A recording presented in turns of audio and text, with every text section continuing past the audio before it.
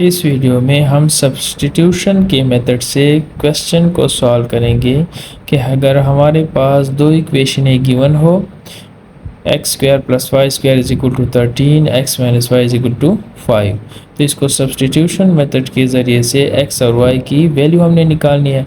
तो first equation को हम नंबर दे देते हैं इक्वेशन नंबर 1 और सेकंड को इक्वेशन नंबर 2 कह देते हैं। X minus y is equal to 5 equation number 2। अब सब्स्टिट्यूशन के मेथड में हम ये करते हैं कि एक इक्वेशन में से एक्स या वाई की वैल्यू निकाल लेते और दूसरी इक्वेशन में पुट कर लेते। तो सेकंड इक्वेशन को लेते हैं x minus y is equal to 5।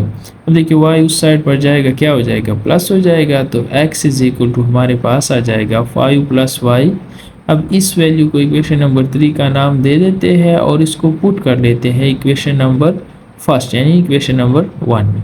तो हमारे पास x की जगह आ जाएगा 5 प्लस वाई इक्वेशन 1 में, 5 प्लस वाई पुट इक्वेशन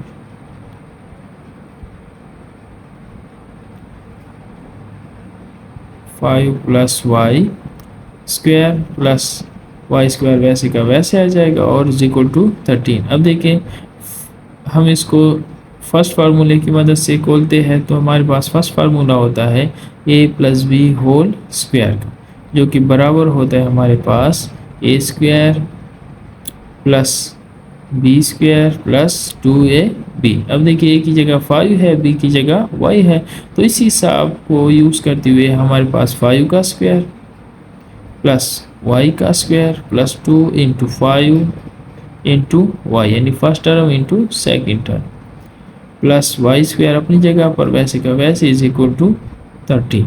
अब देखिए 5 का स्क्वायर होता है 25 minus y square plus 10y plus y square आ जाएगा इज इक्वल टू 13। अब देखिए हमारे पास हम क्या करते हैं, इसको अरेंजमेंट के साथ लिख लेते हैं। तो वाई स्क्वायर और वाई स्क्वायर आ जाएगा 2y square plus 10y plus 25 और 30 इज इक्वल टू 13। अब देखिए 13 को इस साइड पर लाएंगे तो हमारे पास हो जाएगा plus 2y square plus 10y plus 25। अब 13 इस साइड पर आएगा तो माइनस हो जाएगा, तो माइनस 13 इज इक्वल टू 0 हो जाएगा। अब 25 से सब्ट्रैक्ट करें 13 को तो हमारे पास आ जाएगा 12 इज इक्वल टू 0। अब देखिए इन तीनों टर्मों में 2 हमारे पास कॉमन आ रहा है, तो हम क्या करेंगे, 2 को इन सब में कॉमन करेंगे तो y square plus 5y plus 6 is equal to 0। अब देखिए 2 को हम दोनों साइड पे डिवाइड करेंगे तो हमारे पास क्या आ जाएगा, 2 के साथ कैंसिल हो जाएगा और इस साइड पर 0/2 हमारे पास क्या होता है, 0 ही होता है। Y square plus 5y plus 6 हमारे पास क्या आ जाएगा, 0 आ जाएगा। अब देखिए हमने क्या करना है, y की वैल्यू इस इक्वेशन में से निकालनी है, तो इसके लिए हमारे पास हम मेथड यूज़ करेंगे। देखिए हमारे पास y square plus 5y plus 6 is equal to 0, जैसे कि इससे पहले क्वेश्चन में हमने किया था कि हम क्या करते हैं, लीनियर टर्म यानी दरमियानी टर्म को स्प्लिट कर लेते हैं, दो पार्ट्स में लिख लेते हैं। तो हम इसको लिख सकते हैं 3y प्लस 2y, क्योंकि दोनों को प्लस करेंगे फिर हमारे पास 5y आ जाएगा। अब देखिए हम दो टर्म लेते हैं और उनमें से कॉमन निकालते हैं। तो पहले दो टर्मों में y कॉमन है तो y प्लस 3 आ जाएगा, थर्ड और फोर्थ में 2 कॉमन है तो y प्लस 3 आ जाएगा। अब देखिए y प्लस 3 दोनों में आ रहा है तो दोनों में से एक को कॉमन कर लेते हैं तो हमारे पास आ जाएगा y plus 3 into y plus 2। अब देखिए इन दोनों फैक्टर्स को हम 0 के बराबर कर लेते हैं तो y plus 3 is equal to 0 और y plus 2 is equal to 0। अब ये प्लस 3 उधर जाएगा माइनस हो जाएगा, इसी तरह प्लस 2 उधर जाएगा तो क्या हो जाएगा, -2 आ जाएगा। y की वैल्यू आ गई है।